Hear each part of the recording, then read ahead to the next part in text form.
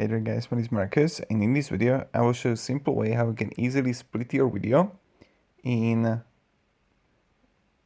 the program. So let me show you. CapCut. You want to click on a video, and then the first thing you're going to see is split.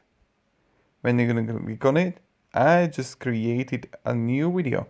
So I had, look at this, I had my first video, second video, and third video. Right now I have only two videos, two clips. I'm going to click on one. I'm going to go on a move where I want to actually split it, and I'm going to click split. So this is pretty much it, how you can do it, and this is what you can do, and this is how you can split video in CapCut. So thank you very much guys for watching, and have a great day, and goodbye.